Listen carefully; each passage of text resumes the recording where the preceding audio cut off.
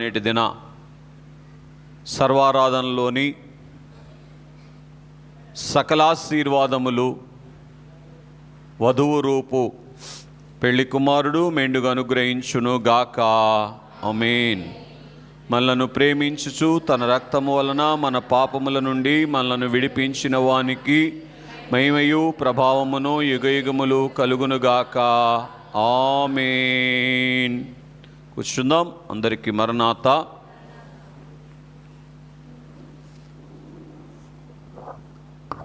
పిల్లలు ఏమన్నా అల్లరి చేస్తుంటే బయట కుర్చీ వేసుకుని కూర్చోండి అమ్మా. ఆ కుర్చీ బయట, 2 కుర్చీలు బయటే అమ్మా. పునరుద్ధాన వరసలోనికి వచ్చి గతకాలపు మరణాత కాదు, మేము పునరుద్ధానపు అనుభవాన్ని సంపాదించుకొని మరణాత చెప్పాం అని వెల్లడి చేసినట్లు గుర్తు. రైట్. సరే, దేవుని వాక్యాన్ని చదువుకొని వాక్య ధ్యానము గావించుకుందాం. యోహాను సువార్త 20వ అధ్యాయము 7వ వచనమును చదువుకుందాం. నారబట్టలు పడియుండుటయు ఆయన తలరుమాలు నారబట్టల యొద్ద ఉండక వేరొక చోట చుట్టి పెట్టి ఉండుట చూచెను. చాలండి. ఈ వాక్య భాగములో నుంచి దేవుడు మనతో మాట్లాడును గాక. మెయిన్ పిల్లరా, భూలోక విశ్వాస జీవితములో ఏ అనుభవములోనికి దేవుడు మనలను నడిపించాలి అని ఉద్దేశపడుతూ ఉన్నటువంటి వారుగా ఉన్నారో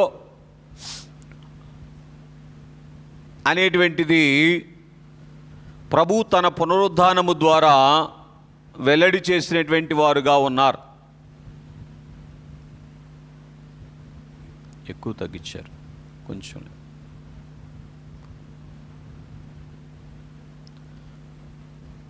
పునరుద్ధానము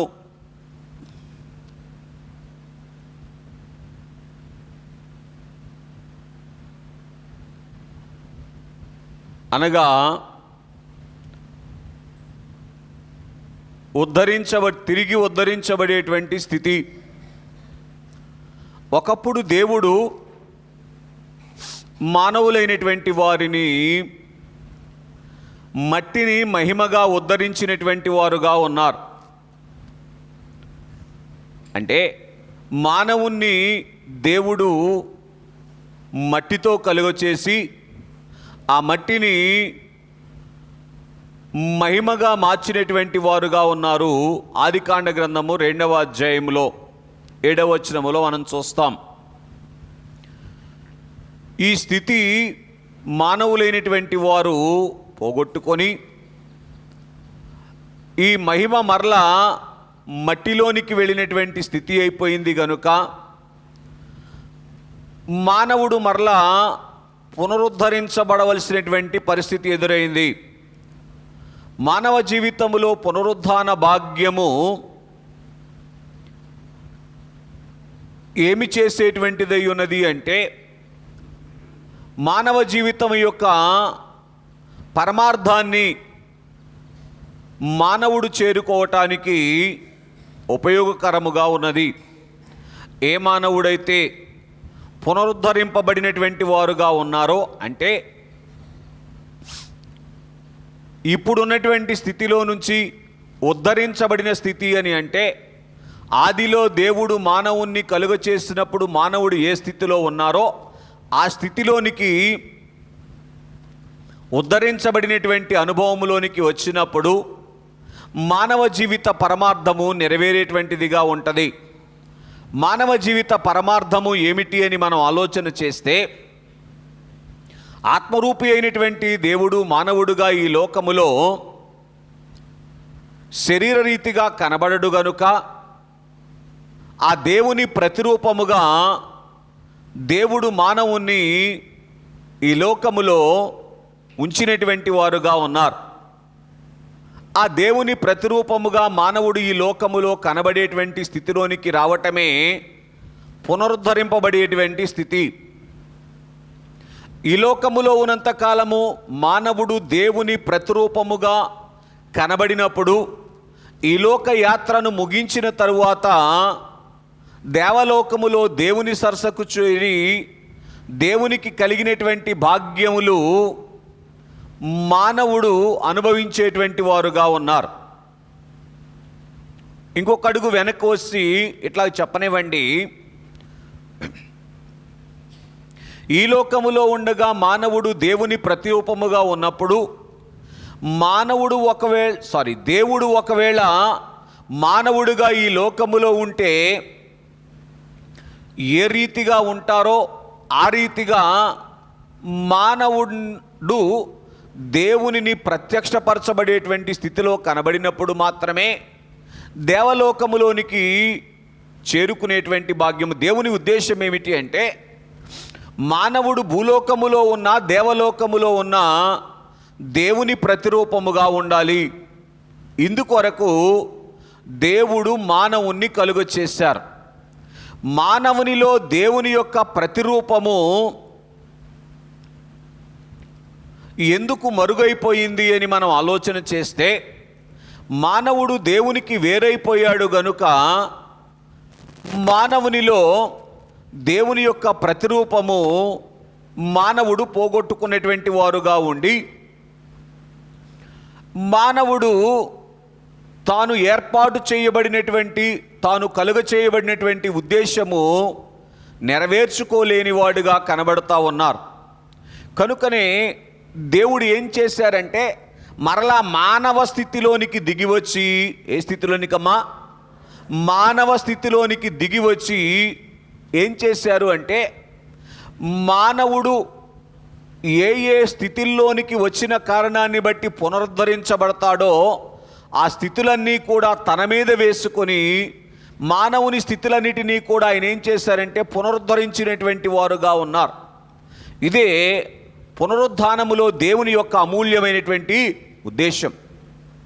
కనుక దేవుని యొక్క ఈ పునరుద్ధానములో ఉన్నటువంటి దైవ ఉద్దేశాన్ని మనము గ్రహిస్తే నిరంతరము కూడా ఆయన పునరుద్ధాన ప్రత్యక్షతలను అందుకునేటువంటి వారముగా ఉంటాం.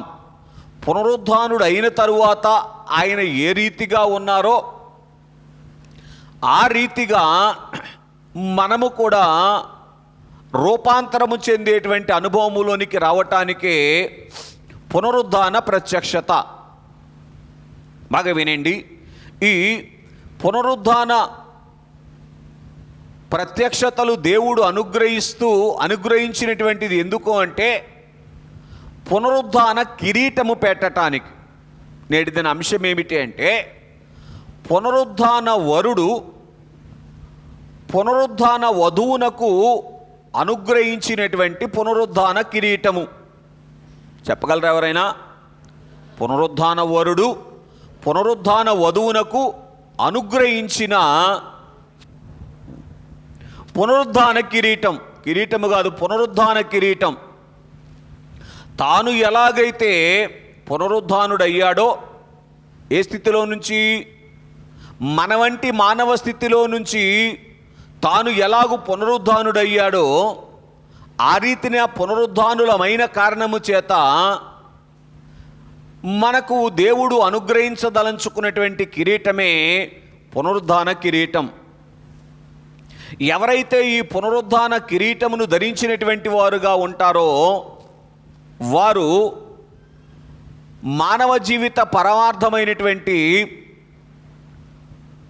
పునరుద్ధాన భాగ్యాన్ని అందుకోగలుగుతారు. ఏంటి పరమార్థం అంటే? పునరుద్ధానం రెండు రకాలు.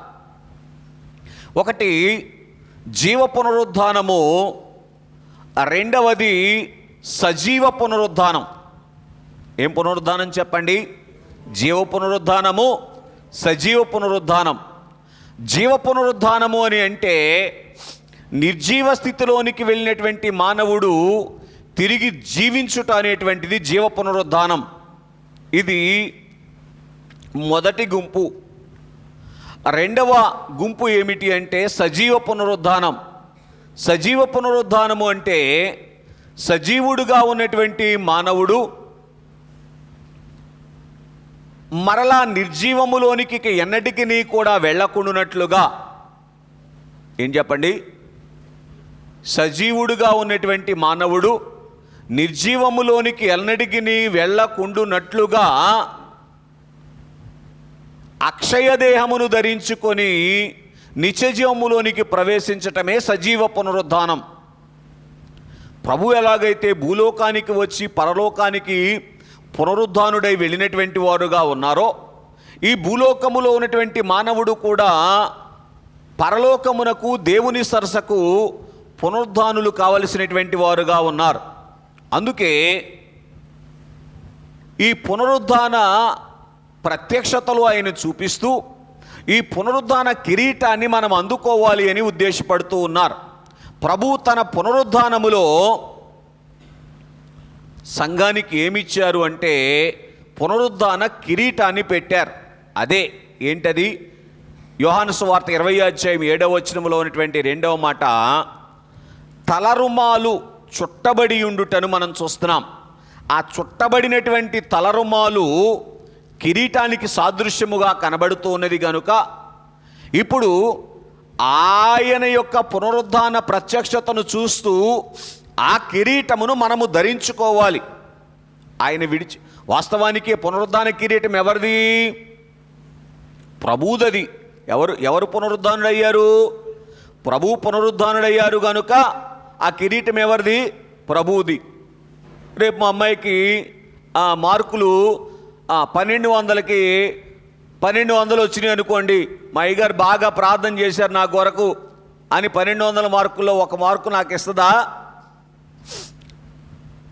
ఎవరు కదా ఇస్తారండి? అలాగే స్నేహితులారా, కానీ దేవుని యొక్క అత్యున్నతమైనటువంటి కృప ఏమిటి అంటే తాను సంపాదించినటువంటి, ఎలా సంపాదించారు ఆ పునరుద్ధాన కిరీటాన్ని? పాతాళ లోకపు వేదనల చేత పీడించబడి బాధించబడి ఏమండి శిలువ మీద ఆయన అనుభవించవలసినటువంటి ప్రతి విధమైనటువంటి మనం అనుభవించవలసిన శ్రమలు ఆయన అనుభవించి ఏం చేశారు? పునరుద్ధాన కిరీటాన్ని సంపాదించారు. కనుక ఈ పునరుద్ధాన కిరీటాన్ని దేవుడు తన ప్రేమను బట్టి ఆ పునరుద్ధాన వరుడుకున్నటువంటి ఆస్తి ఎవరిదండి? వాస్తవానికి వధువుదేనా? రైట్. కనుక అలాగున ఆయన అంతగా ప్రయాసపడి తాను సంపాదించినటువంటి పునరుద్ధాన కిరీటాన్ని తాను ప్రేమతో తన యొద్దకు వచ్చినటువంటి వధువుకు, ఎక్కడికి వచ్చిన వధువుకు? అదే పునరుద్ధాన వధువు అంటున్నాను. ఇటు చూడండి, పునరుద్ధాన వధువు అంటే అర్థమేంటో చెప్తాను, బాగా వినండి. యేసుక్రీస్తు ప్రభువారి యొక్క పునరుద్ధానమునకు పూర్వము సంఘమంతా ఏమైపోయింది? చెదిరిపోయింది. కానీ ఆ రోజు నుంచి ఈ రోజు వరకు ఎంతమంది అయితే ఈ పునరుద్ధానుడైనటువంటి వధువు చెంతకు వచ్చేటువంటి వారుగా ఉన్నారో, అదే వారి జీవితంలో ఏ స్థితి అంటే పునరుద్ధరించబడినటువంటి స్థితి. గత కాలములో ఉన్నటువంటి స్థితిని దాటి, గత కాలంలో ఉన్నటువంటి స్థితి ఏంటి? ప్రభువుకు వేరైపోయినటువంటి స్థితి. ఆ స్థితిలో నుంచి ప్రభువు దగ్గరకు తిరిగి మరలా వచ్చినటువంటి స్థితే పునరుద్ధాన స్థితి. కనుక ఈ రీతిగా పునరుద్ధాన వరుని యొద్దకు వచ్చినటువంటి సంఘమునకు ప్రభు ఏం చేయాలనుకుంటున్నారంటే, ఇదిగో నన్ను ప్రేమించి ఈ వధువు తిరిగి మరలా నా దగ్గరకు వచ్చింది కనుక నేను ఇదిగో ప్రయాసపడి సంపాదించినటువంటి కిరీటాన్ని ఈ వధువుకి ఇస్తూ ఉన్నాను అని ఏం చేశారు అంటే, తన యొక్క పునరుద్ధాన కిరీటాన్ని వధువుకు అక్కడ విడిచిపెట్టి వెళ్ళారు. లేకపోతే ఏం చేసేవారు? తానే ధరించుకొని ఆరోహణమై వెళ్ళిపోయేటువంటి వారుగా ఉన్నారు. బాగా గ్రహించండి, ప్రభువు యొక్క ప్రేమ ఎంత ఉన్నతమైనటువంటిదో నిదానించి పరిశీలన చేయాలని ప్రభు పేట మీకు తెలియచేస్తూ ఉన్నాను. పాతాళలోక బంధకములతో పోరాడి కిరీటాన్ని సంపాదించిందేమో ప్రభువు, ఈరోజు ఇవ్వదలంచుకుంది ఎవరికి చెప్పండి? మనకు ఇవ్వదలంచుకున్నారు. దాన్ని అందుకొనుట కొరకు మనమేం చేయాలి అంటే, అనుదినము ఆయన ఇచ్చేటువంటి పునరుద్ధాన ప్రత్యక్షతలను అందుకునేటువంటి వారముగా ఉండి అవి మన అనుభవములోనికి తెచ్చుకొనగలిగితే పునరుద్ధాన కిరీటమును ప్రభు మనకు అలంకరించడానికి అక్కడ దాచిపెట్టి వెళ్ళినటువంటి వారుగా ఉన్నారు. ఇంకొక మాట చెప్పాలి అంటే, సంఘమునకు దేవుడిచ్చినటువంటి సంపద ఏమిటో తెలుసా? ఖాళీ సమాధి. ఏ సమాధి చెప్పండి? ఖాళీ సమాధి. కనుక ఈ ఖాళీ సమాధి అనేటువంటి పునాది మీద ఏం చేయబడింది అంటే సంఘము కట్టబడింది. ఆ రోజు ఆ సమాధి ఖాళీగా కనబడి ఉండకపోతే సంఘ నిర్మాణం జరిగేదేనా? కాదు కదా. ఆ రోజు నుంచి ఈ రోజు వరకు సంఘానికి ఉన్నటువంటి ఆస్తి ఏమిటో తెలుసా? ఖాళీ సమాధి.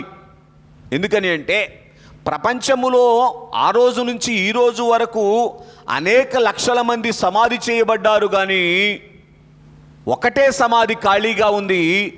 ఆ సమాధి ప్రభు యొక్క సమాధి అని మనం గుర్తించవలసిన వారముగా ఉన్నాం. కనుక నా ప్రభువు సమాధిని ఖాళీ చేశారు గనుక నేను కూడా సమాధిని ఖాళీ చేస్తాను అనేటువంటి విశ్వాసముతో సంఘము అనేటువంటిది కట్టబడింది. సమాధి రెండు రకాలుగా ఖాళీగా ఉంటుంది. ఒకటి, సమాధిలోనికి వెళ్ళినటువంటి వారు బయటికి వస్తే సమాధి ఖాళీగా ఉంటుంది. రెండవది, ఎవరి కొరకైతే ఆ సమాధి నియమించబడిందో ఆ సమాధిలోనికి వెళ్లకుండానే మోక్షలోకములోనికి వెళ్ళినటువంటి వారి యొక్క సమాధి ఖాళీగా ఉంటుంది. అర్థమవుతుందండి? కనుక రెండు గుంపులైనటువంటి వారికి ఖాళీ సమాధి ఏమిటి అంటే దేవుడు అనుగ్రహించినటువంటి ఆస్తి అని మనం చూస్తూ ఉన్నాం. కనుక నేటి దిన సందేశము పునరుద్ధానములో ప్రభు ఇచ్చినటువంటి ఎవరికి?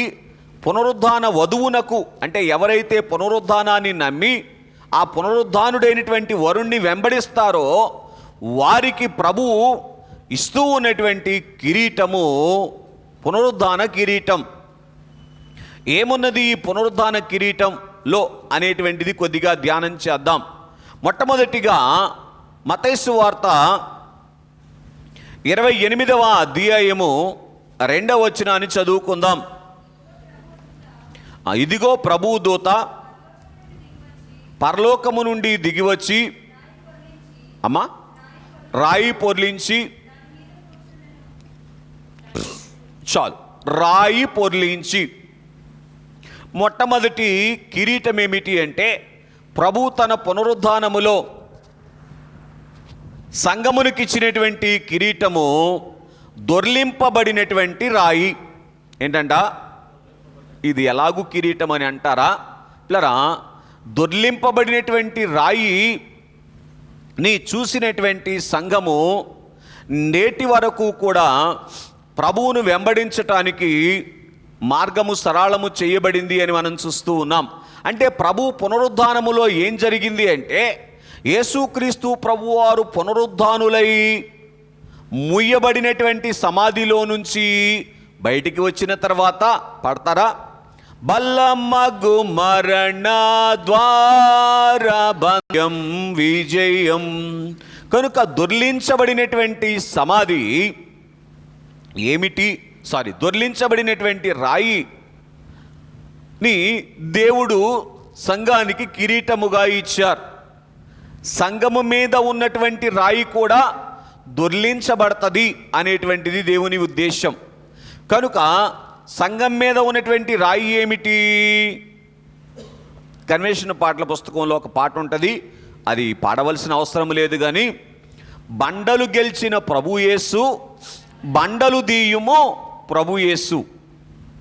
పిల్లరా, ప్రభు బండలు ఎప్పుడు తీశారో తెలుసా? తన పునరుద్ధానములో తీసివేశారు.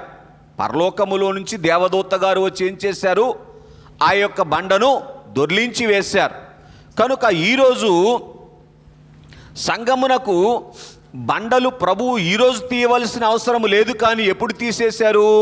తన పునరుద్ధానములోనే దొర్లించి వేశారు. ఏంటి బండలు? మీరు చదవగలిగితే పేతురు రాసినటువంటి మొదటి పత్రిక 2వ అధ్యాయం 24వ వచనములో మొదటి బండ మనకు కనబడుతుంది. పేతురు రాసిన మొదటి పత్రిక 2వ అధ్యాయం 24వ వచనం, మనము పాపముల విషయమై చనిపోయి నీతి విషయమై జీవించినట్లు ఆయన తానే మన పాపములను తన మ్రాను మీద మోసుకొనెను. రైట్. కనుక పాపము అనేటువంటి బండను ఆయన దొర్లించి వేశారు. సర్వమానవాళి మీద ఒక బండ ఉన్నది. బండ అంటే దేనికి గుర్తు అంటే దొర్లించలేనటువంటి స్థితి, గెలవలేనటువంటి పరిస్థితికి గుర్తు. అందుకే దైవజనులు అన్నారు, ఇసుక బరువు, ఇటుక బరువు, కొండ బరువు, బండ బరువు, కొండ కంటే బండ కంటే పర్వతం బరువు, పర్వతం కంటే పాపం బరువు అన్నారు. కనుక ఇంత భయంకరమైనటువంటి బండను ప్రభు ఏం చేశారంటే, పూర్తి చేయండి, దొర్లించి వేసినటువంటి వారుగా ఉన్నారు. కనుక దొర్లించి, ఇదిగో నీవు దొర్లించవలసినటువంటి ఈ బండను నేను దొర్లించి వేశాను అని పునరుద్ధానములో ఏం చేశారంటే కిరీటముగా అనుగ్రహించారు. ఎందుకు ఆ కిరీటం? ప్రభు దగ్గరకు వచ్చినందుకు కిరీటం. పునరుద్ధాన వర్ణి యొద్దకు వచ్చినందుకు ప్రభు ఇస్తున్నటువంటి కిరీటం. రెండవదిగా యెషయా గ్రంథము 53వ అధ్యాయము 4వ వచనములో మనం చూస్తే పాప ఫలితము అనేటువంటి బండను ఆయన దొర్లించి వేశారు. కనుక సర్వమానవాళి మీద ఉన్నటువంటి పాప ఫలితములు ఆయన తన మీద వేసుకొని ఆ సమాధి మీద ఉన్నటువంటి బండను దొర్లిస్తూ ఉన్నటువంటి సందర్భములో ఏమి దొర్లించబడ్డాయి? పాపము యొక్క ఫలితాలు దొర్లించబడ్డాయి. మరి ఒకటిగా మనం చూసినటువంటి వారముగా ఉన్నట్లయితే శరీరం అనేటువంటి బండను కూడా ఆయన దొర్లించి వేశారు. శరీరము కూడా, పూర్తి చేయండి, పునరుద్ధానుల వరుసలోనికి రావటానికి అడ్డుగా ఉన్నది. కనుక ఎందుకని? శరీరములో ఉన్నదంతా కూడా శరీరాశ అని మనం చూస్తాం. కనుక మత్తయి సువార్త 27వ అధ్యాయము 52వ వచనాన్ని మీరు చదివితే ఈ శరీరము అనేటువంటి బండను కూడా ఆయన ఏం చేశారంటే దొర్లించి వేసినటువంటి వారుగా ఉన్నారు. సమాధులు తెరవబడెను, నిద్రించిన అనేక మంది పరిశుద్ధుల శరీరములు లేచెను. కనుక శరీరము అనేటువంటి బండ దొర్లించబడినట్లుగా మనం చూస్తూ, బండ అంటే అడ్డు అని అర్థం చేసుకోండి. మరి ఒకటిగా మనం చూస్తే లోకము అనేటువంటి బండను కూడా ఆయన దొర్లించి వేశారు. లూకాసు వార్త 23వ అధ్యాయము 35వ వచనము 37వ వచనము. లూకాసు వార్త 23వ అధ్యాయము 35వ వచనం 37వ వచనం చదువుకుందాం అమ్మా.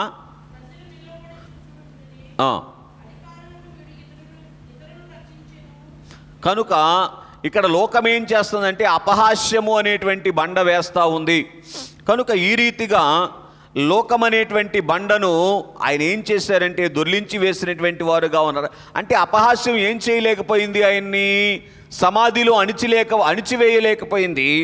అలాగే సంఘాన్ని కూడా అపహాస్యం అనేటువంటిది సంఘమును అణిచివేయదు అనేటువంటి కిరీటాన్ని ప్రభు ఏం చేశారంటే సంఘానికి అనుగ్రహించినటువంటి వారుగా ఉన్నారు అని మనం చూస్తూ ఉన్నటువంటి వారముగా ఉన్నాం. మరొక అడుగు ముందుకు వస్తే సాతాను అనేటువంటి బండను అయినా దొర్లించి వేసి కిరీటముగా ఇచ్చి వేశారు. రోమీయులకు రాసిన పత్రిక 16వ అధ్యాయము 20వ వచనములో ఈ మాటలు రాయబడి ఉంటాయి. సమాధానకర్తయగు దేవుడు శీఘ్రమే సాతానును మీ పాదముల కింద చెదగదొక్కించును. చూసారా? కనుక ఇవన్నీ కూడా ఏమిటి అంటే పునరుద్ధానములో ప్రభు సంఘమునకు అనుగ్రహించినటువంటి కిరీటములు అని మనం చూస్తూ ఉన్నటువంటి వారముగా ఉన్నాం. మరి ఒకటిగా మనం చూసినప్పుడు మత్తయి సువార్త లూకా రాసినటువంటి సువార్త 24వ అధ్యాయం 5వ వచనములో మరణము అనేటువంటి బండను అయినా దొర్లించి సంఘానికి ఇదిగో నేను నీకు ఇస్తున్నటువంటి కిరీటము అని అనుగ్రహించినటువంటి వారుగా ఉన్నారు. అలాగే కొరింథీయులకు రాసినటువంటి మొదటి పత్రిక 15వ అధ్యాయం 55వ వచనములో క్షయమైనటువంటి శరీరమును అక్షయమైనటువంటి శరీరముగా మార్చివేసి పిల్లరా ఈ అడ్డును లేదా ఈ అడ్డు బండను ఆయన పునరుద్ధానములో దొర్లించి సంఘానికి కిరీటముగా అనుగ్రహించినటువంటి వారుగా ఉన్నారు. మరి ఒకటిగా మనం చూస్తే సమాధి పైన ఉన్నటువంటి బండను అంటే సమాధి అనేటువంటి బండను ఆయన దొర్లించి వేశారు. కనుక భక్తులు ఇలా చెప్పారు, సమాధిని సమాధి చేశారు ప్రభు సమాధిలోనికి వెళ్ళి అని అన్నారు. కనుక మత్తయి సువార్త 27వ అధ్యాయము 52వ వచనము, మార్కు సువార్త 16వ అధ్యాయము 4వ వచనములో ఈ మాటలు మనకు కనబడతాయి. కనుక సమాధి అనేటువంటి అడ్డు ఇక సంఘమునకు లేదు అని ఏం చేశారు అంటే తొలగించి దాన్ని కిరీటముగా సంఘానికి ఇచ్చినటువంటి వారుగా ఉన్నారు. గల్తీ పత్రిక 3వ అధ్యాయము 14వ వచనములో శాపము అనేటువంటి బండను ఆయన దొర్లించి వేశారు. కనుక శాపము ఏం చేసింది? సర్వమానవాళిని శాపగ్రస్తులుగా చేసింది. కనుక పునరుద్ధానములో ప్రభు ఏం చేశారంటే శాపమును జయించి కిరీటముగా ఇచ్చి వేశారు. ఇదిగో నీ మీద ఉన్నటువంటి ఇవన్నీ కూడా నేనేం చేశాను, జయించి నీవు నన్ను వెంబడించిన కారణాన్ని బట్టి నీకు కిరీటముగా అలంకరిస్తున్నాను అని ప్రభు ఏం చేశారంటే అలంకరించారు. అట్లాగే ఎఫెసీలకు రాసిన పత్రిక 4వ అధ్యాయం 8వ వచనములో చెర అనేటువంటి బండను ఆయన దొర్లించి వేసి కిరీటముగా అనుగ్రహించారు. ఏంటి ఈ కిరీటాలు? వీటన్నిటినీ కూడా ప్రభువు జయించారు గనుక నువ్వు కూడా జయించావు అని కిరీటముగా ఇచ్చేశారు. జయించింది ఎవరు? ప్రభువు. కిరీటముగా ఇచ్చింది ఎవరికి? సంఘానికి, వధువుకి. కనుక ఇవేవియు ఎంత మాత్రమును కూడా నీకు అడ్డురావు అనేటువంటి సంగతిని తెలియచేస్తారు. అందుకే దైవజనులు పాడుతూ ఏమన్నారు? అన్ని ఆటంకములు అవలీలగా దాటి ఆవలకు, ఈ ఆటంకములు అవలీలగా దాటి ఆవలకు చేరెదవు తెలుసునా, అడ్డు రారెవరును తెలుసునా, హాయిగా నొందువు తెలుసునా, క్రైస్తవ సంఘమా ములు చేయు కాలము వచ్చేనో తెలుసునా, క్రీస్తు ప్రభువుని క్రియల కీర్తి పొందునని తెలుసునా. కనుక సంఘమునకు ఉన్నటువంటి అన్ని ఆటంకములు కూడా ఏం చేశారు? ఒక్క ఉదుటున ఏం చేశారంటే చెప్పండి, దొర్లించి వేశారు. కనుక దొర్లించబడినటువంటి అడ్డుబండ లేదా అడ్డురాయి దేవుడు సంఘానికి, ఏ సంఘానికి? వధువు సంఘానికి లేదా పునరుద్ధాన వధువునకు కిరీటముగా అనుగ్రహించినటువంటి వారుగా ఉన్నారు. ఇప్పుడు చదవండి అపోస్తుల కార్యముల గ్రంథము 12వ అధ్యాయము 7వ వచనం, అలాగే 12వ అధ్యాయం 10వ వచనం. ఇదిగో ప్రభువు దూత అతని దగ్గర నిలిచెను. అమ్మా, అతడుండిన గదిలో వెలుగు ప్రకాశించెను. దూత పేతురు ప్రక్కను తట్టి త్వరగా లెమ్మను చెప్పి అతన్ని లేపగా, చూసారా, సంకెళ్ళు అతని చేతి నుండి ఊడిపడెను. ఏంటి చెప్పండి? ప్రభువు పునరుద్ధాన వధువునకు ఇచ్చినటువంటి కిరీటం. ఏంటి కిరీటం? చెరసాల్లో బంధించబడినటువంటి వారి యొద్దకు ప్రభు వెళ్ళి ఏం చేశారని చెప్పండి? ప్రభు దూత వెళ్ళి ముట్టగానే సంకెళ్ళు ఊడిపోయాయి. ఇలా ఎంత గొప్ప కిరీటం ఆలోచన చేయండి. అట్లాగే 10వ వచనం కూడా మీరు చదివితే 12వ అధ్యాయం 10వ వచనంలో మొదటి కావలిని రెండవ కావలిని దాటి అమ్మా పట్టణమునకు పోవు ఇనుప గవిని యొద్దకు వచ్చినప్పుడు దానంతటా అది తెరుచుకొనెను. చూసారా ఎంత గొప్ప కిరీటం? ఆలోచన చేయండి.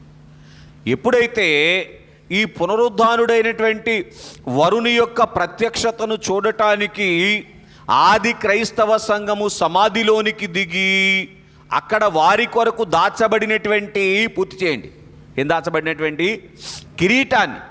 కిరీటాన్ని వారు ధరించారో, ఇక వారికి ఏం దొరికింది అంటే ప్రభు వారికి ఇచ్చినటువంటి కిరీటం దొరికింది కనుక వారికి అడ్డుగా ఉన్నటువంటి సంకెళ్ళైనా బంధకాలైనా కూడా ఏమైపోయినాయి చెప్పండి, దొర్లించబడినటువంటి రాయిలాగే దొర్లిపోయినట్లుగా మనం చూస్తూ ఉన్నటువంటి వారముగా ఉన్నాం. ఎవరైతే పునరుద్ధాన ప్రత్యక్షతలు చూడగలిగినటువంటి వారుగా ఉంటారో ఈ పునరుద్ధాన కిరీటాన్ని అందుకుంటారు. ఏంటి ఇప్పుడు పునరుద్ధాన కిరీటం చెప్పండి? ఎదురయ్యేటువంటి ప్రతి ఆటంకమును కూడా దొర్లించబడినటువంటి అనుభవములోనికి వచ్చినటువంటి స్థితిని వారి జీవితములోనికి అన్వయించుకునేటువంటి కిరీటం. సరే, అంత గొప్ప కావలిలో ఉంచబడినటువంటి వారు ఏం చేయబడ్డారు చెప్పండి? సునాయాసంగా బయటికి వేశారు. కనుక ముయ్యబడినటువంటి సమాధిలో నుంచి బయటికి వచ్చిన స్వామి ఎందుకు దేవదూత గారి చేత రాయిని దొర్లించారు అంటే, ఇదిగో నేను సమాధిలో నుంచి బయటికి వచ్చాను గనుక మీకు అడ్డులన్నీ కూడా దొర్లించబడ్డాయి అని ఏం చేశారు? సమాధిలో మీద దొర్లించబడినటువంటి రాయిని కిరీటముగా అనుగ్రహించారు. మీరు బాగా ఆలోచన చేయండి. ఆ రోజు నుంచి ఈ రోజు వరకు క్రైస్తవ సంఘానికి ఎన్ని ప్రతికూలతలు వస్తూ ఉన్నాయో అంతగా క్రైస్తవ సంఘం ఏం చేస్తూ ఉంది? విస్తరిస్తూ ఉంది.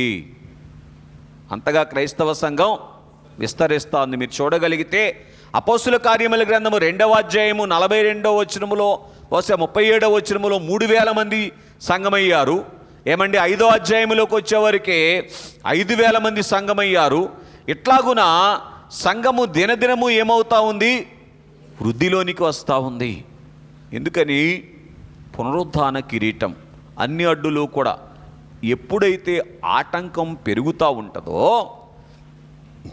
అప్పుడు వృద్ధి పెరుగుతూ ఉంటుంది. ఏమి రావాలి? సంఘానికి ఆటంకాలు రావాలి. అప్పుడు ఆటంకాలు జయించేటువంటి శక్తి ఇవ్వటానికి ఏం చేస్తారు చెప్పండి? ప్రభు పరలోక పరివారాన్ని దించివేస్తారు. కనుక ఇక్కడ మనం చూసినటువంటి వారముగా ఉన్నట్లయితే ఏర్పాటు బైబిల్ మిషన్ కూడా ప్రారంభించబడినటువంటి దినముల్లో, స్థాపించబడినటువంటి దినముల్లో బహుశా 5-6గా ఉన్నప్పుడు గాలి తుఫానులు బాధల కూర్చి, కనుక సరే ఇలాగున అనేకమైనటువంటి ప్రతికూలతలు, వ్యతిరేకతలు ఎదురవుతూ ఉన్నటువంటి సమయములో దినదినము కూడా ఏమవుతుందని చెప్పండి? మిషను వృద్ధిలోనికి వస్తూ ఉన్నట్లుగా మనం చూస్తూ ఉన్నటువంటి వారముగా ఉన్నాం. ఏంటి కారణం? పునరుద్ధాన వరుడిచ్చినటువంటి పునరుద్ధాన కిరీటము అని మనము గుర్తించవలసినటువంటి వారముగా ఉన్నాం. అందుకే 31 పాట, ఇందాక మనం పాడుకునేటువంటి మాటలో చాలా సంగతులు ఉన్నాయి. మళ్ళీ ఇంటికి వెళ్ళి 37వ పాటలో సంగతులు ఇంటికి వెళ్ళా పాడుకోండి. 2వ సంగతి యోహాను సువార్త 20వ అధ్యాయము 20వ వచనాన్ని చదువుకుందాం. యోహాను సువార్త 20వ అధ్యాయము 27వ వచనం. 20వ వచనం అండి, క్షమించండి. యోహాను సువార్త 20వ అధ్యాయం 20వ వచనం. ఆయన అలాగు చెప్పి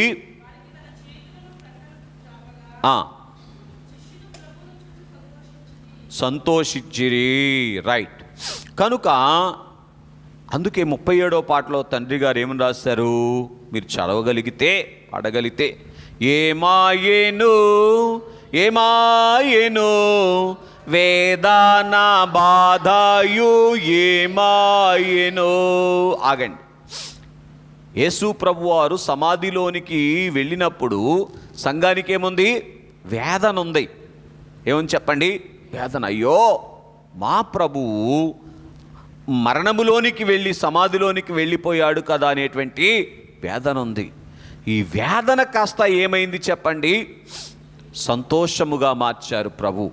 అదే వేదనలోని సంతోషమును ప్రభువు పునరుద్ధాన వధువునకు కిరీటముగా ఇచ్చారు. దేంట్లో సంతోషము? వేదనలో ఉన్నటువంటి సంతోషం. కనుక స్నేహితులారా గమనించండి, 2 విశ్వాసులారా రెండు విజయము సూచించు చుండెడి సంతోషంబును గల్గి మెండుగా నేతొడి రాగముల్ నిండౌ హర్షము మనకు నియమించే దేవుడు. చాలు. ఏంటంట? నిండౌ హర్షము అంటే సంపూర్ణమైనటువంటి సంతోషం. ఎంత వేదన శిష్యులైనటువంటి వారు అనుభవించారో అంతే సంతోషాన్ని ప్రభు తన పునరుద్ధానములో ఏం చేశారు? సంఘానికి కిరీటముగాను అనుగ్రహించారు. సంఘము సంఘము వరుని దగ్గర నుంచి కిరీటం అందుకొని సంఘం ఏం చేయాలి? క్రైస్తవ పెళ్ళి ఎప్పుడు చూడలేదా మీరు? వరుడు వధువుకు దండేస్తే వధువు ఏం చేస్తుంది? పిసినారి పెళ్లి కూతురు కాకపోతే దండేస్తుందిగా కనీసం, అవునా? అలాగున వరుడు ఎలాగైతే వధువుకు కిరీటం పెట్టారో ఈ వధువు కూడా వరునికి కిరీటం పెట్టాలి. వధువు వరునికి పెట్టే కిరీటం ఏంటి చెప్పగలరా? అయ్యో, ఈ పునరుద్ధాన అనుభవములోనికి రావటమే ఆయనకు నిండైన వేదంలో నిండైన సంతోషము కలిగించడం. అదే కిరీటం. నిండైన వేదంలో నిండైన వేదన ఎప్పుడు ఆయనకి? అయ్యో, శిలువ మీద కాదు, సంఘమంతా ఆయన్ని విడిచిపోయినప్పుడు నిండైనటువంటి వేదన కదా. మరి నిండైన సంతోషం ఎప్పుడు? సంఘమంతా ఆయన యొద్దకు చేర్చబడినప్పుడు నిండైనటువంటి సంతోషం. అవునా? కనుక స్నేహితులారా గమనించండి. ఆ రీతిగా యేసుక్రీస్తు ప్రభువారు వేదనలో ఆనందకరమైనటువంటి నిండైనటువంటి ఆనందం ఎంతగా వారు 3.5 సంవత్సరాలు అయ్యో మేము వెంబడించినటువంటి మా ప్రభువు ఏమిటి ఇలాగున అందరి వలె సమాధి చేయబడినటువంటి వాడుగా ఉన్నారు అని వేదనలోనికి వెళ్ళిపోయారో ఆ సంఘానికి దేవుడు ఏమిచ్చారు చెప్పండి? నిండైన సంతోషం. ఈరోజు మనకు కూడా ఏమిస్తారు చెప్పండి? ఎప్పుడు ఇస్తారు? అయ్యో, ఆయన పునరుద్ధాన ప్రత్యక్షతలు చూస్తూ పునరుద్ధాన వరుని వెంబడించినటువంటి అనుభవంలోనికి వచ్చినప్పుడు నిండైనటువంటి సంతోషాన్ని అనుగ్రహించేటువంటి వారుగా ఉన్నారు. అదే పునరుద్ధాన కిరీటం. ఏంటి దీంట్లో పునరుద్ధాన కిరీటం? మళ్ళీ ఒకసారి చెప్పండి. వేదన ఉంటుంది, వేదనకు మించినటువంటి సంతోషం ఉంటుంది. వేదన వద్దంటే ఏముండదో? అయిపోయిందా? కనుక స్నేహితులారా గమనించండి, వేదన లేని సంతోషం ఎంతకాలం నిలబడదు చెప్పండి? కనుక ఇక్కడ మనం ఆలోచన చేస్తే చూడండి ఒకసారి అపోస్తుల కార్యముల గ్రంథము 16వ అధ్యాయం 25వ వచనాన్ని చదువుకుందాం. ప్రభు యొక్క పునరుద్ధాన ప్రత్యక్షతను అందుకున్నటువంటి పౌలు గారు అయితే మధ్యరాత్రి వేళ పౌలుయు శీలయు దేవునికి ప్రార్థించుచు ఎక్కడుండి? చెరసాల్లో ఉండి దేవునికి ప్రార్థించుచు అమ్మా కీర్తనలు పాడుచుండిరి. ఎంత సంతోషం ఆలోచన చేయండి. ఎక్కడుండి? నిండైనటువంటి వేదనలో ఉన్నారు వాళ్ళు. ఏ తప్పు చేయని కారణాన్ని బట్టి చెరసాల్లో వేయబడ్డారు. అవునా? చెరసాల్లో వేయబడినటువంటి వారు ఏమండి? బొండాకోయల చేత బంధించబడి బందీలుగా ఉన్నటువంటి వారికి ఏమొచ్చిందని చెప్పండి? ఏమొచ్చింది చెప్పండి? నిండైన సంతోషం. మధ్యరాత్రి వేళ ఏం చేస్తూ ఉన్నారంట? ప్రభువును స్తుతిస్తూ కీర్తనలు పాడుతూ ఉన్నారంట. దేవునికి మహిమ కలుగునుగాక. ఇదే పునరుద్ధానములో ప్రభువు వారికి ఇచ్చినటువంటి కిరీటం. ఇటు చూడండి, అంత వేదనలో వాళ్ళకు అంత సంతోషముతో కీర్తనలు ఎలాగొచ్చాయని అడుగుతా. చెప్పగలరు ఎవరైనా? మాకు కూడా తట్టుకోలేనంత వేదన ఉన్నప్పుడు మాకు కూడా ఉచ్చరింప శక్యంగానంత ఉల్లాసం కలిగింది అని ఇక్కడ ఎవరైనా చెప్పగలరా? ఎందుకు వారికి కలిగింది? ప్రభువు యొక్క వేదనలో ప్రభువు ఎంత జయాన్ని అందుకున్నారో, ఆ వేదనలో ఎంత జయాన్ని అందుకున్నారో వారికి ఆ పునరుద్ధాన ప్రత్యక్షతలో వారు చూశారు గనుక మనం కూడా వేదన కాలంలో ఏం చూడాలి? వేదనలోని జయాన్ని చూడాలి. వేదనలోని ఆ వేదనలో దేవుడు మన కొరకు సిద్ధపరిచినటువంటి కిరీటాన్ని మనం చూడగలిగితే ఏమొస్తుంది చెప్పండి? నా ప్రభు అంత గొప్ప వేదనలో నుంచి ఇంత తేలిగ్గా బయటికి వచ్చారు గనుక నేను కూడా ఏం చేస్తాను?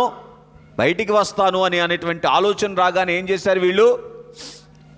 స్తుతిస్తూ కీర్తనలు పాడుతూ ఉన్నటువంటి వారుగా ఉన్నారు. స్నేహితులారా గమనించండి, అందుకే దైవజనులు అన్నారు, స్తుతి చేయ రండి రండి అని అన్నారు. సరే, కనుక వేదన ఏమైందంటే ఆనందకరమైనటువంటి స్థితి అయిపోయింది. ఇదే సంఘానికి ఇచ్చినటువంటి ఎంత వేదన ఎదురైంది అని మనం ఆలోచన చేస్తే పిల్లరా, వారిని ఎంత వేదనకు గురి చేస్తే వాళ్ళు విసిగిపోతారో అంత వేదన ఎదురైంది ఆ రోజు ఆది క్రైస్తవ సంఘానికి. అంత వేదనలో కూడా వారికి అంత సంతోషం ఎలా కలిగిందో తెలుసా? ప్రభువు పునరుద్ధాన ప్రత్యక్షతను వారు చూసి పునరుద్ధానములో ప్రభువు వారి కొరకు సిద్ధపరిచినటువంటి కిరీటాన్ని అందుకున్నారు. ఏంటా కిరీటము? సంతోషం అనేటువంటి కిరీటం. ఏ సంతోషం? వేదనలో సంతోషం అనే కిరీటం. రైట్. మరి ఒకటిగా మత్తయి సువార్త 28వ అధ్యాయం 20వ వచనం చదువుకుందాం. మత్తయి సువార్త 28వ అధ్యాయం 20వ వచనం చదువుకుందాం. అమ్మా, నేను మీకు ఏ ఏ సంగతులను ఆజ్ఞాపించితినో వాటన్నిటినీ గైకొనవలెనని వారికి బోధించుడి. అది కావాలి. ఇదిగో నేను యుగ సమాప్తి వరకు సదాకాలము మీతో కూడా ఉన్నానని వారితో చెప్పాను. ఆ చివరి లైన్లో ఉంటుంది, చదవండి. మత్తయి సువార్త 28లో ఇదిగో నేను యుగ సమాప్తి వరకు సదాకాలము మీతో కూడా ఉన్నాను.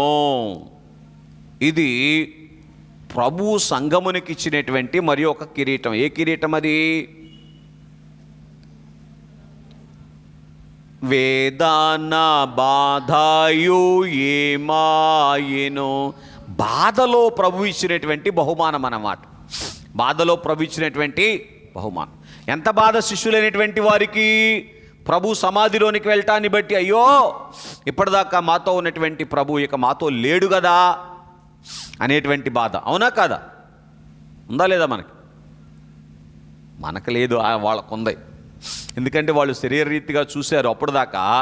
ఇక అప్పుడు శరీరరీతిగా ఆయన సమాధిలోనికి వెళ్ళటానికి చూశారు కనుక, అయ్యో మా ప్రభు ఇక మాతో లేడు కదా అనేటువంటి బాధ ఉంది. కానీ ప్రభు ఏమంటున్నారు? ఆ పునరుద్ధాన కిరీటము ప్రభు అనుగ్రహిస్తూ ఏమంటున్నారు? ఇది మొదలు సదాకాలము మీతో కూడా ఉన్నాను. నేను ఎక్కడో ఒక మాట ఉన్నా, దేవుడా నువ్వు ఎక్కడున్నావు అనే మాట. ఎక్కడ ఉంటాడు దేవుడు? ఏమంటే దేవుడు ఎక్కడ ఉంటాడు చెప్పాలి? దేవుడు ఎక్కడ ఉంటాడు? ఇది మొదలు సదాకాలము మీతో కూడా ఉన్నాను అంటున్నారు. దేవుడు సదాకాలం మనతో ఉండుట అనేటువంటి బహుమానం. అంతకుముందు శరీరముతో ఉన్నారు కనుక ప్రభువు కొన్ని చోట్లే ఉండగలిగారు. ప్రభువు మనతో సదాకాలము ఉన్నారు అనేటువంటి కిరీటాన్ని ప్రభు ఏం చేశారు చెప్పండి? పునరుద్ధానములో మనకు అనుగ్రహించారు. అంత గొప్ప సంగతి. ఎప్పుడున్నారు ప్రభు? ఎప్పుడూ ఉన్నారు. ఎక్కడున్నారు ప్రభు? మనం ఎక్కడుంటే అక్కడ ప్రభు ఉన్నారు. మనం ఇంట్లో పిచ్చాపాటి మాట్లాడుకుంటేప్పుడు అక్కడ ప్రభు ఉంటారా ఉండరా? అవునా? రైట్. కనుక ఏ పనిలో ఉన్నా, ఏ ఆలోచనలో ఉన్నా మన ప్రక్కన ఎవరు ఉంటారంటే ప్రభు ఉంటారు. ఇది మనం గుర్తించాలి, గ్రహించండి. స్నేహితులారు ఆలోచన చేయటానికి ప్రయత్నం చేస్తే ఈ రీతిగా వారి బాధలో దేవుడు వారికి ఇచ్చినటువంటి గొప్ప కిరీటం ఏంటో తెలుసా? నేను మీకు దూరం అయిపోయాను అనుకుంటున్నాను కదా, సదాకాలం మీతో ఉంటాను. ఇక ఎంతకాలం? ఓరి నాయనో, ఎంత గొప్ప పండగ అయిందో శిష్యులకి. మనకు కూడా పండగైనా కాదా? నిజమేనా? ఏం పండగలా కనబట్టలే ఇది, అవునా? కనుక స్నేహితులారా గమనించండి, ప్రభువు సదాకాలం మనతో ఉంటే ఎంత గొప్ప పండగో చూడండి. ఒక మాట చదువుతాను. అపోస్తుల కార్యముల గ్రంథము 16వ అధ్యాయం 31వ వచనం నుంచి 33వ వచనం వరకు చదువుకుందాం. అపోస్తుల కార్యముల గ్రంథము 16వ అధ్యాయం 31 నుంచి 33 వరకు. అందుకు వారు, ప్రభు అయిన యేసునందు విశ్వాసముంచుము, అప్పుడు నీవును నీ ఇంటి వారును రక్షించబడుదురు. చదువమ్మా, చదవండి.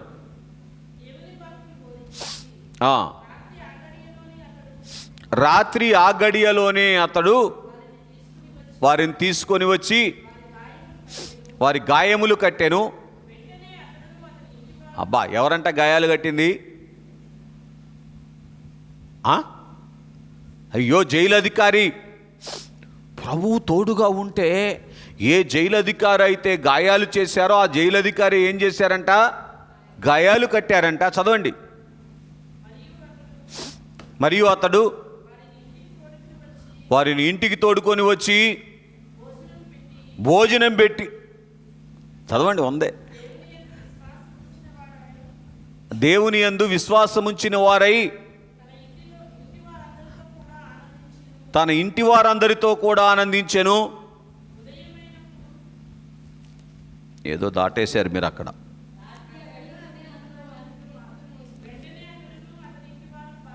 అది అసలైన దాటిచ్చేస్తాం మనం. అది కనుక సంగతి ఏంటి? అంత బాధలో వారికి కలిగినటువంటి బహుమానం ఏంటి? జైలు అధికారి కుటుంబాన్ని రక్షణలోనికి తీసుకుని వచ్చారు. దేవునికి మహిమ కలుగును గాక. అర్థమవుతుందండి? అర్థమవుతుందా? స్నేహితులారా గమనించండి, ఎంత గొప్ప ధన్యత! బాధలో ఎంత గొప్ప కిరీటాన్ని దేవుడిచ్చారంటే, జైలు అధికారి కుటుంబంతటిని కూడా ఏమండి రక్షణ భాగ్యములోనికి నడిపించినటువంటి కిరీటాన్ని ఎవరికిచ్చారు? పౌలు గారికి అనుగ్రహించారు. ఎందుకు పౌలు గారు అందుకోగలిగారు? ఏమండి,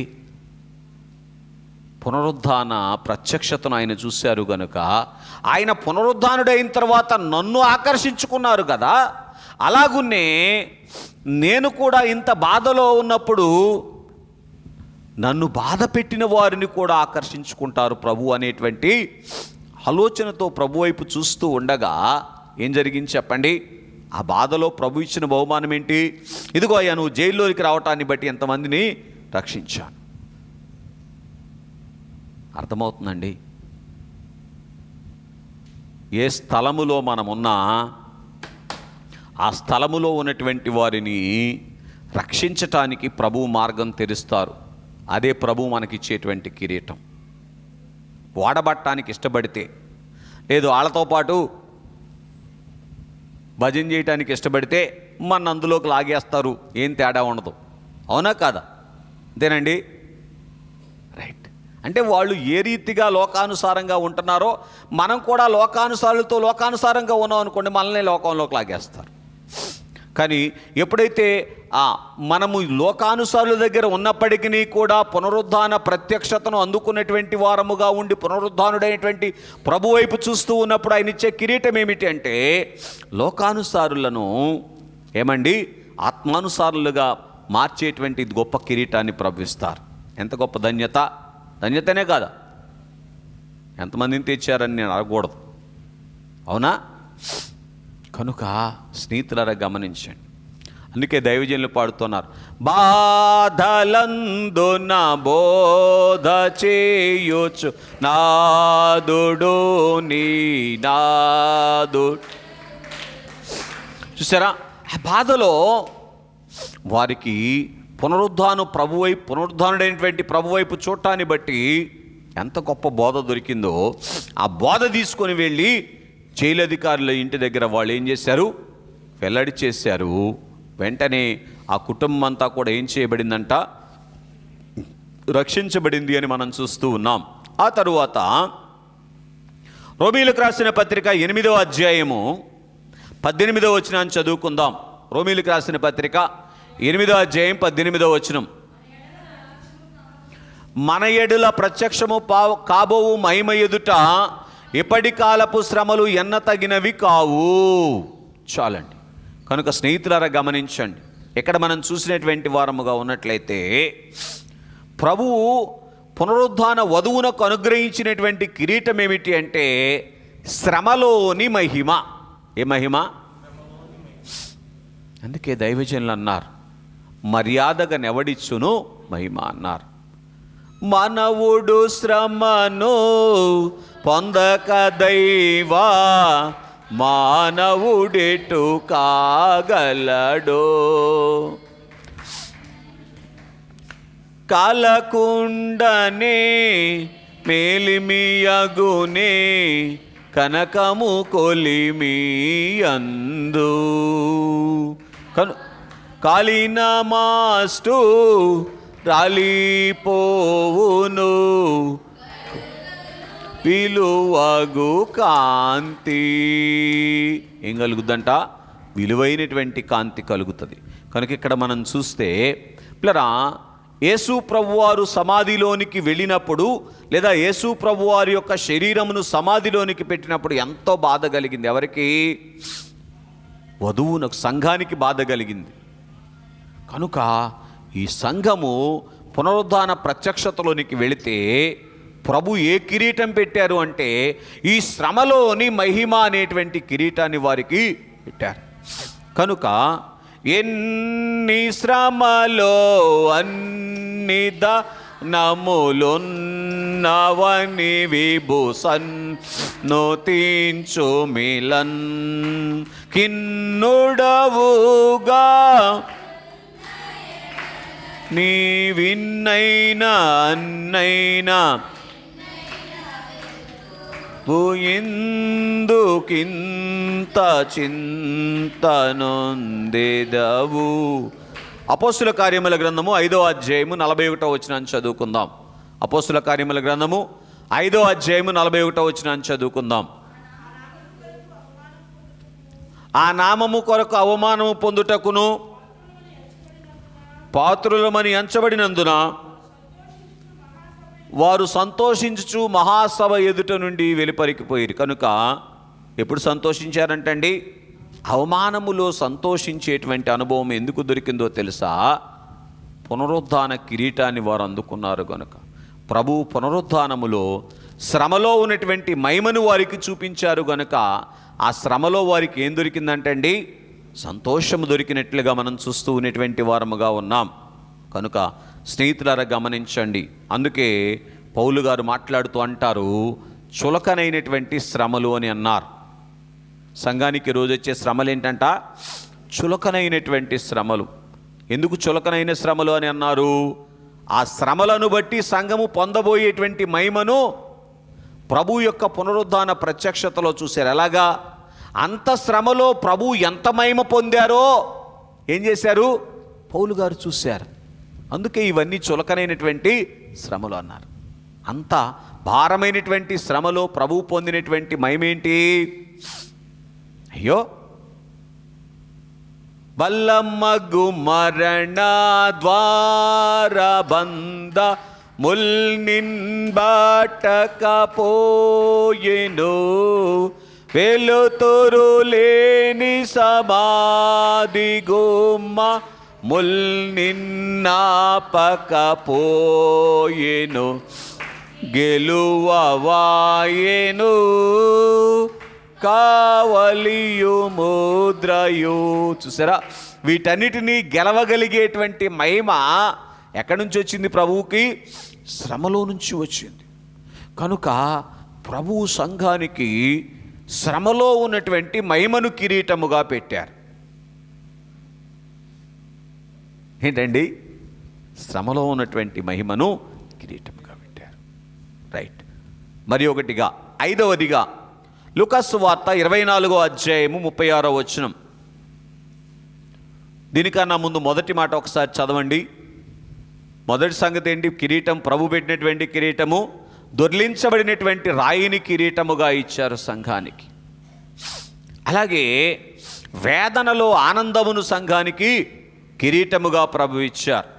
ఆ తరువాత బాధలో బహుమానాన్ని సంఘానికి ప్రభువు కిరీటముగా అనుగ్రహించారు. శ్రమలో మహిమను ప్రభువు కిరీటముగా అనుగ్రహించారు. అలాగే చదవండి ఇప్పుడు లూకాసు వార్త 24:36.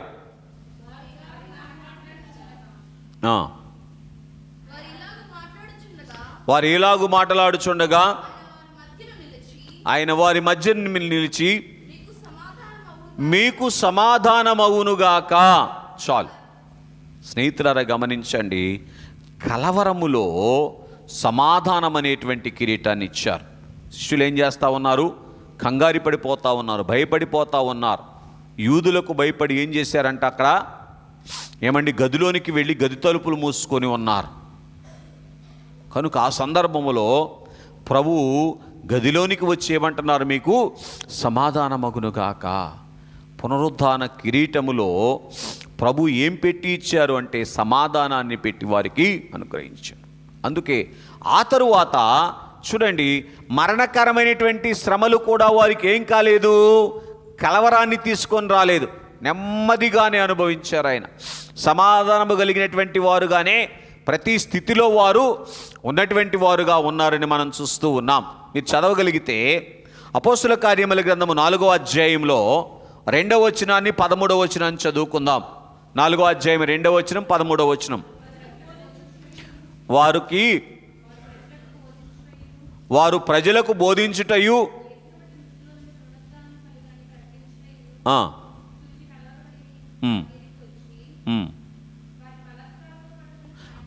బలత్కారముగా పట్టుకొని సాయంకాలము వరకు వారిని కావలిలో ఉంచిరి. అటువంటి పరిస్థితుల మధ్య తీసుకొని వెళ్ళి చెరసాల్లోనికి వేస్తే వాళ్ళు ఎలాగున్నారంట? 13వ వచనం చదవండి. ధైర్యంగా ఉన్నారంట. ఎలాగున్నారంట? ఎక్కడి నుంచి వచ్చింది ఈ సమాధానం? అంత భయంకరమైనటువంటి పరిస్థితి. యూదులైనటువంటి వారు, రోమీయులైనటువంటి వారు దుమ్మిగా వారి మీద పడతా ఉంటే ఎక్కడి నుంచి వచ్చింది ధైర్యం చెప్పండి? ఎప్పుడైతే పునరుద్ధాన ప్రత్యక్షతలో వరడిచ్చినటువంటి పునరుద్ధాన కిరీటాన్ని వారు అందుకున్నారో, ఆ కిరీటములో ప్రభు ఏమిచ్చారు చెప్పండి? సమాధానము అనేటువంటి కిరీటాన్ని వారికి అనుగ్రహించారు. కాబట్టి ఎంత నెమ్మది కలిగినటువంటి వారుగా ఉన్నారంటే, ధైర్యముగా ఉన్నారంట. అప్పుడు వారు మాట్లాడుతూ ఉన్నారు, వీరు ఏం చూసి యేసుతో ఉన్నవారు అనుకున్నారంట? వారు ధైర్యముగా ఉండటాన్ని చూసి వీరు యేసుతో కూడా ఉన్నవారు. అంటే ప్రభువుకున్నటువంటి ధైర్యమే ఎవరిలో చూశారు? వాళ్ళు శిష్యుల్లో చూశారు. కనుక స్నేహితులారా గమనించండి, ఏంటో సమయం అవ్వకముందే ఫోన్లు మోగుతున్నాయి కనుక రైట్. మరి ఒకటిగా మనం చూస్తే ఈ రీతిగా సమాధానం అనేటువంటి కిరీటాన్ని ప్రభు అనుగ్రహించారు. 6వదిగా లూకాసు వార్త 24వ అధ్యాయం 49వ వచనం. లూకాసు వార్త 24:49. ఇదిగో నా తండ్రి వాగ్దానము చేసినటువంటిది మీ మీదికి పంపుచున్నాను. రైట్. కనుక ఈ పునరుద్ధానములో ప్రభు ఇచ్చినటువంటి కిరీటం, ఎవరికిచ్చిన కిరీటము? పునరుద్ధాన వధువునకు ప్రభు అనుగ్రహించినటువంటి పునరుద్ధాన కిరీటం ఏమిటి అని మనం ఆలోచన చేస్తే, తండ్రి వాగ్దానము చేసినటువంటి ఆత్మను వారి మీదకి పంపించారు. ఎక్కడ వాగ్దానం చేశారు? యోవేలు గ్రంథము 2వ అధ్యాయం 28వ వచనంలో వాగ్దానం చేసినటువంటి వారుగా ఉన్నారు. కాబట్టి ఈ వాగ్దానమును వారికి కిరీటముగా అనుగ్రహించిన వాగ్దానం యొక్క నెరవేర్పును ప్రభు ఏం చేశారంటే కిరీటముగా అనుగ్రహించారు. యోహాను సువార్త 20వ అధ్యాయము 22వ వచనం చదువుకుందాం. యోహాను సువార్త 20వ అధ్యాయం 22వ వచనం. ఆయన ఈ మాటలు చెప్పి వారి మీద ఊది పరిశుద్ధాత్మను పొందుడి. చాలు. కనుక స్నేహితులారా గమనించండి, సంగతి ఏమిటి అంటే, యేసు ప్రభు వారి యొక్క పునరుద్ధాన సమయములో పునరుద్ధాన వరుడు పునరుద్ధాన వధువునికి ఇచ్చినటువంటి కిరీటం. ఇక్కడ పునరుద్ధాన వధువు ఎవరు? మనమందరము పునరుద్ధాన వధువులమే. దినదినము ఆత్మీయ జీవితములో పునరుద్ధరించబడి అనుదినము ప్రభువుకు సమీపమవుతూ ఉంటే పునరుద్ధాన వధువులమే. ఆ రీతిగా పునరుద్ధాన వధువు వరుసలోనికి వచ్చినటువంటి వారికి ప్రభు ఏం చేశారంటే పిల్లరా, పరిశుద్ధాత్మను కిరీటముగా అనుగ్రహించినటువంటి వారుగా ఉన్నారు. అంటే ఇది ఎవరి కలిగి ఉన్నాయి? ఇవన్నీ కూడా ప్రభువునకు కలిగినటువంటివి. ప్రభువును కలిగి ఉన్నాయి అన్నీ కూడా ఏం చేశారు? పునరుద్ధానంలో సంఘానికి ఇచ్చేశారు. ప్రభువునకు కలిగి ఉన్నటువంటివి సంఘానికి ఇచ్చేటువంటి ఆ స్థితి ప్రభువు ఎప్పుడు కలిగి ఉన్నారు అనేదానికంటే సంఘం ఎప్పుడు అందుకోగలిగింది? ప్రభువు వలె పునరుద్ధాన వరుసలోనికి వచ్చినప్పుడు అందుకోగలుగుతుంది. అర్థమవుతుందండి? కనుక స్నేహితులారా గమనించండి, అపోస్తల కార్యముల గ్రంథం 10వ అధ్యాయం 38వ వచనంలో రాయబడి ఉంటుంది. ఆ మాట మీరు చదివితే మంచిది. 10:38. దేవుడు నజరేయుడైన యేసును పరిశుద్ధాత్మతోనూ శక్తితోనూ అభిషేకించెను. కనుక ఎలాగైతే తండ్రి తనను అభిషేకించారో కిరీటముగా పునరుద్ధాన సంఘానికి ప్రభు ఏం చేశారంటే, పూర్తి చేయండి, పరిశుద్ధాత్మను అభిషేకముగా అనుగ్రహించినటువంటి వారుగా ఉన్నారని మనం చూస్తూ ఉన్నాం. చివరిగా 7వదిగా మత్తయి సువార్త 20వ అధ్యాయం 27వ వచనం. మత్తయి సువార్త 20వ అధ్యాయం 27వ వచనం చదువుకుందాం. యోహాను సువార్త 20వ అధ్యాయం 27వ వచనం.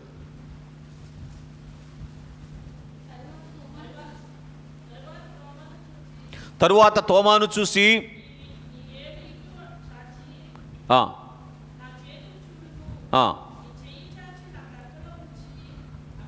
అవిశ్వాసివి కాక విశ్వాసివై ఉండుమో.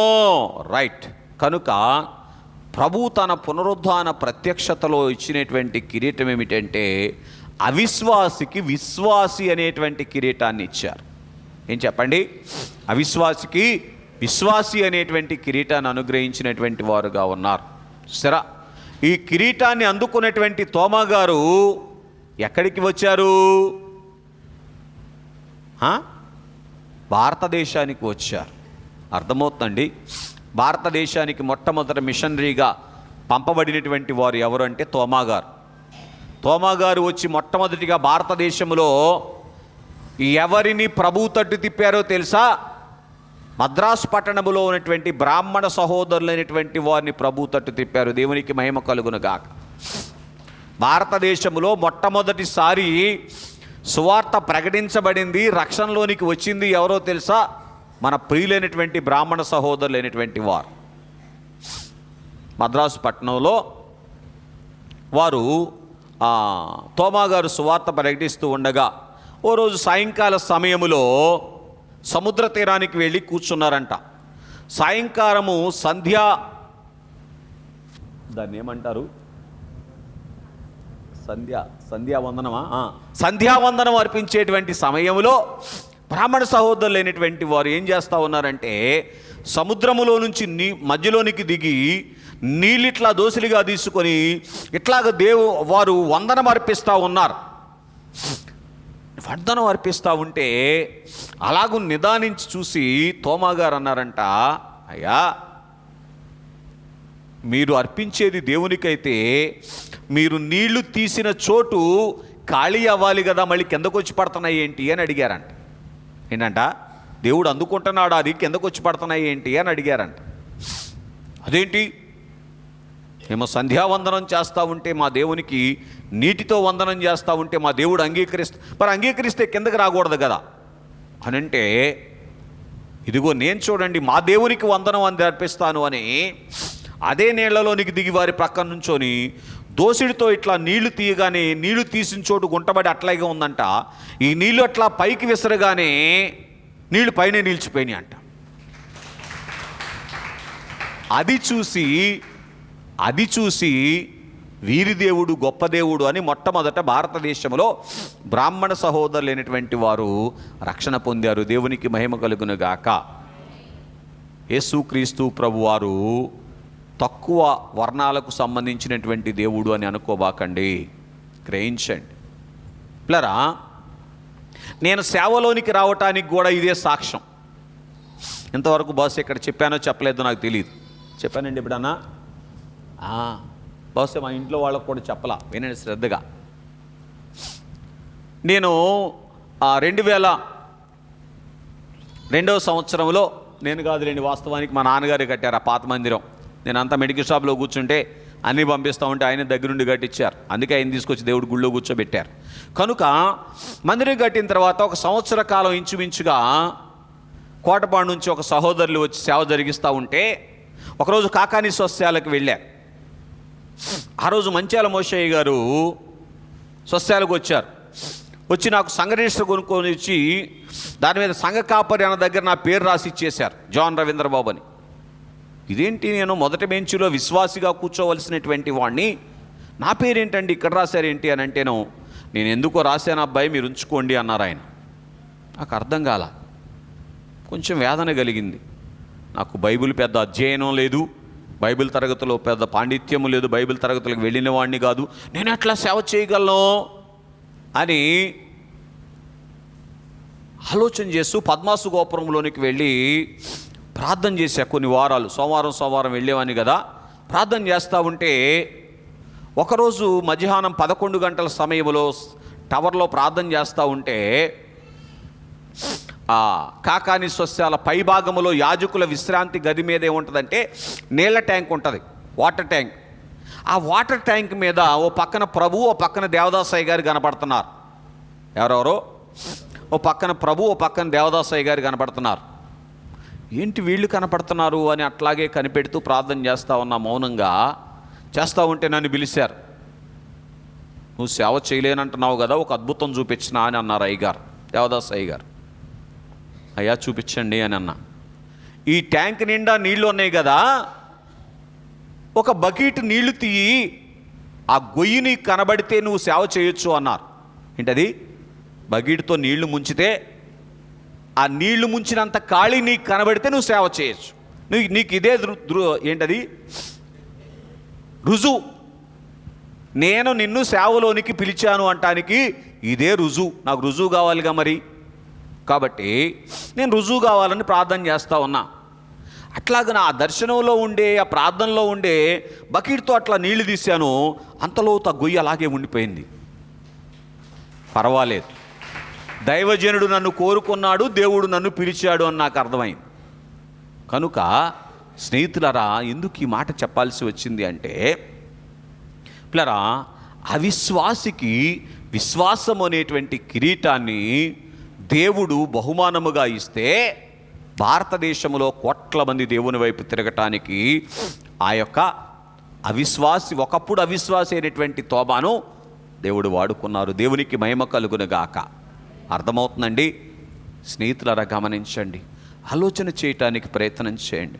యేసు ప్రభు వారి యొక్క పునరుద్ధానములో ప్రభు సంఘానికి ఏమి ఇచ్చారు చెప్పండి? 7 కిరీటాలు ఇచ్చారు.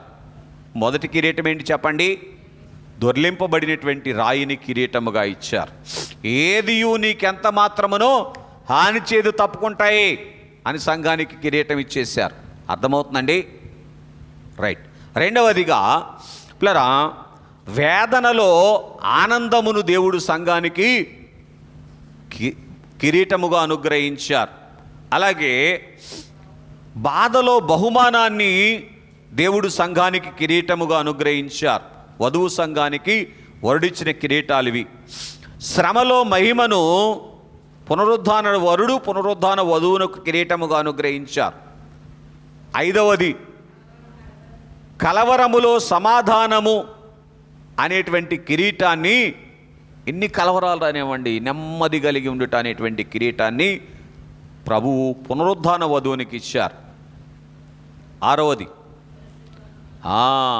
తండ్రి వాగ్దానము చేసినటువంటిది అందించుట అనేటువంటి కిరీటాన్ని పునరుద్ధాన వరుడు వధువుకు కిరీటముగా అనుగ్రహించారు. ఆరవది, అవిశ్వాసికి విశ్వాసమును కిరీటముగా అనుగ్రహించారు. ఉన్నాయా 7 కిరీటాలు? ఈ 7 కిరీటాలు చేత మనం అలంకరించబడితే, పూర్తి చేయండి, మనకొక కిరీటం ఉంది. ఆ కిరీటం ఏంటి? వరుడే కిరీటం. వరుడే కిరీటమై మహిమ మేఘం మీదకి మనల్ని చేర్చుకొని యుగయుగాలు ఆయనతో కలిసి పరిపాలించేటువంటి భాగ్యం ఇస్తారు. అట్టి గొప్ప ధన్యత చేరి వచ్చిన మనలకు తండ్రి మెండుగా దయచేసి నిత్యము పునరుద్ధాన ప్రత్యక్షతలను అందుకుంటూ ఈ పునరుద్ధాన మహిమ చేత అలంకరింపబడి, పునరుద్ధాన కిరీటముల చేత అలంకరింపబడి, పునరుద్ధాన వధువుగా మేఘమెక్కగలిగినటువంటి ధన్యత దేవుడు మనెల్లరకు అనుగ్రహించును గాక. ఆమేన్.